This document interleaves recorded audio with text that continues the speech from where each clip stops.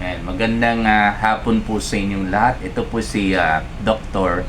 Jeff Ho. Nandito po tayo sa clinic at ipatuloy po natin yung ating consultation live. No? Okay, akala ko on the air kasi nasanay tayong nag-radio program. No? Munti ko na sinabi consultation on the air.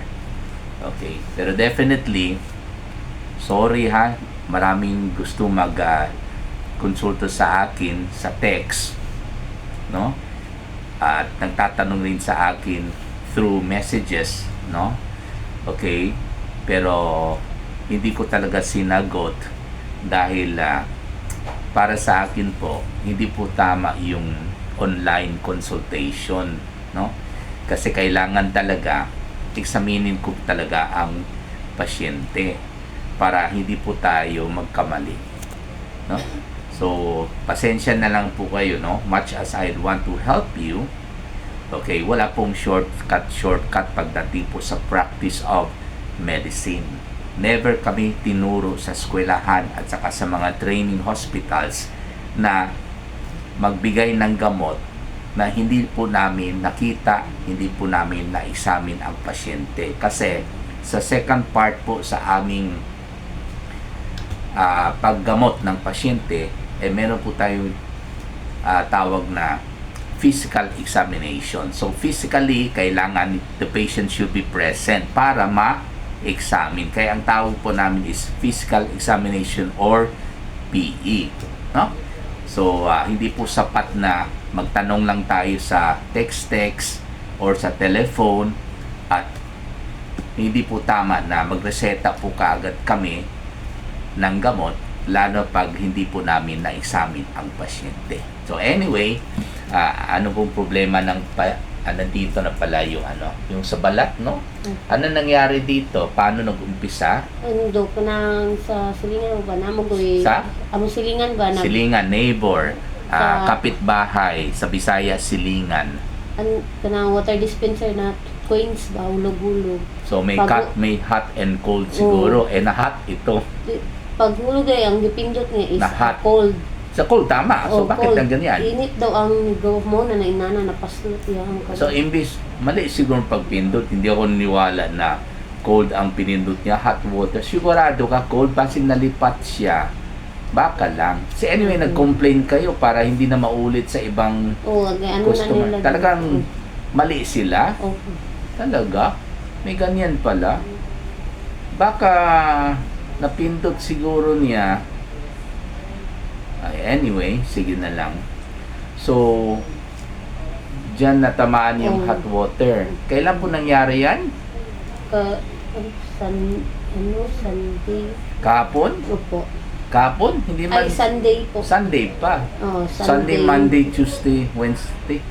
Day 4 na. Kaya pala ganyan ang itsura. Infected na po ito nagnana. Ano pong nilagay ninyo yung puting... Wala po do. Bakit pumuti yan? Naglagay ka ata kayo ng powder, ano? Wala do. Sure kayo? Ay, may puti dyan, no? Imposible wala kayong nilagay. Ay, do. Paano? Colgate po. Ay, ikaw naman. Ikaw, nagsisinungaling ka sa akin, ha? Huwag ka matakot. Hindi, pwede kita mapagalitan, pero at least alam mo, mali mo. Pero huwag kang magsinungaling sa akin, ha? Kasi hindi, kaya kailangan ng physical examination para makita ko talaga yung mga tamang ginawa o yung mga maling ginawa. Sino naglagay ng Colgate kayo, ano? Kaya ayaw umamin. Mali po yung Colgate, hindi po tama yan. Kahit Colgate, mali po yan, ha? Ano pang nilalagay yung iba? Yung iba dyan, antibiotic powder. Binubuksan nila yung capsule, tapos nilalagay nila yung powder. Mali po yan. Okay, ang nasa capsule, walang effect pag nilagay ninyo sa balat. Kasi kailangan inumin yung nasa capsule para magkaroon ng effect. Always remember that, okay? At saka, dahil po infected na yan, hindi lang man sa ibabaw, no? Ang infection po nasa ilalim. Okay, kaya nagiging ganyan ang itsura yung balat. So, kailangan, excuse me, pag meron na pong infection, malalim na siyempre sa balat. Okay? Kailangan na po ng antibiotic na inumin, ha? Okay, hindi po pwede sa akin yung ointment lang, yung antibiotic ointment. At ang sikat niyan ay yung generic na component na mupirocin. Nako, hindi ko talaga nireseta yan. Kasi po, pag meron talaga infection sa balat, talagang 100% po, nasa ilalim po yan. Kaya po, wala pong effect yung mga antibiotic na ointment or cream. Kaya po nakalagay po dyan for external use, for topical use. Ibig sabihin, sa balat lang ilagay. Paano yung nasa ilalim? Bawal nga makapasok nga yung antibiotic ointment sa ilalim kasi hindi po pwede nga na ma-absorb sa katawan yung ointment na antibiotic. Kaya nakalagay for topical use only. So, anong silbi ang isang ointment na sa topical lang ang gamit? Ang infection po ay nasa ilalim. So, kailangan po antibiotic na inumin. Kasi po, pag nakainom siya ng antibiotic, ma-absorb po yung antibiotic sa bituka niya at dala-dala ng dugo. Yung antibiotic, dala-dala po sa infected area. Kaya po, ang ginawa ng Diyos, pag meron pong part sa katawan natin may infection, automatic, mamamaga at mamumula. Kasi po, ang dugo talagang pupunta doon because of inflammation. No? So, magpasalamat po tayo sa inflammation, kaya po, doon pupunta ang dugo. Mas marami pupunta doon. Para, mas marami po yung antibiotic na makarating dyan. Yun po ang purpose ng inflammation. Courtesy of our God, the Father Almighty. Kaya lang po, pag medyo na-delay na po ang pag-inom ng antibiotic, lalong mamamaga po yan, syempre, hindi na po pabor sa pasyente. Okay? Hindi naman po kasalanan sa Diyos. Okay? Dahil siya ang nasa likod ng inflammation. Kasalanan po ng tao yan kung bakit hindi nila pinapagamot kaagad at pinabayaan at namamaga lalo.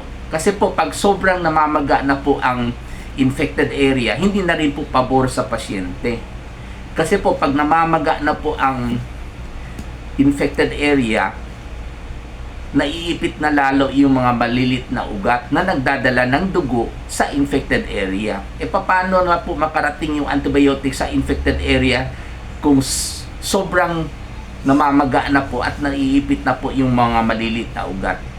So, since hindi po makarating yung mga malilit na ugat dahil inipit na po sa sobrang pamamaga, at since hindi na rin po makarating yung antibiotic dahil po nga yung mga malilit na ugat ay naipit, kaya po walang dugo ang makarating, therefore wala rin antibiotic makarating, yung pinaka sa sentro na infection, yung pinaka-umpisa ng infection, doon po mag-umpisa yung pagnana. Dahil nga po, hindi na po makarating yung antibiotic dyan. So, masaya po yung mikrobyo. Kung saan po nag-umpisa yung infection, masaya po ang mikrobyo. Kainin at kainin na niya yung laman ng balat, kaya po magiging nana. Sana po, hindi kayo makarating sa ganyan na stage. Paano natin maiwasan magnana? Kailangan ipagamot natin kaagad. Kung meron tayong infection sa katawan, hindi lang po yung nasa balat lamang. Sa itsura niyan, maaring wala pa naman po masyadong nana sa ilalim. Kung meron man, kaya na po yung suspension. At sa kanya po, pwede natin ibigay yung cephalexin suspension dahil 8 years old pa po siya. 250 mg per 5 ml, 10 ml 3 times a day for 7 days. At dahil namamaga po, at kailangan bawasan natin yung pamamaga para hindi po maiipit yung mga malilit na ugat, para po makakarating po yung dugo at daladala ng antibiotic, at para maging effective yung antibiotic natin, sabayan po natin yung antibiotic with anti-inflammatory, which is mefenamic acid suspension, 50 mg per 5 ml. Pwede natin siya bigyan ng 15 ml, 15 ml, 3 times a day for 5 days. At maglagay po tayo ng ointment. Hindi po antibiotic ointment kasi hindi po talaga ugali ko magbigay ng antibiotic ointment. Kasi po, kung kailangan ng antibiotic ang pasyente, inumin niya yung antibiotic. Dahil sinabi ko na po kanina, walang effect yung topical na ointment. Kasi ang effect ay nasa itaas lang. Ang infection nasa ilalim. So, pero kung magbigay po tayo ng ointment, magbigay po tayo ng steroid na cream.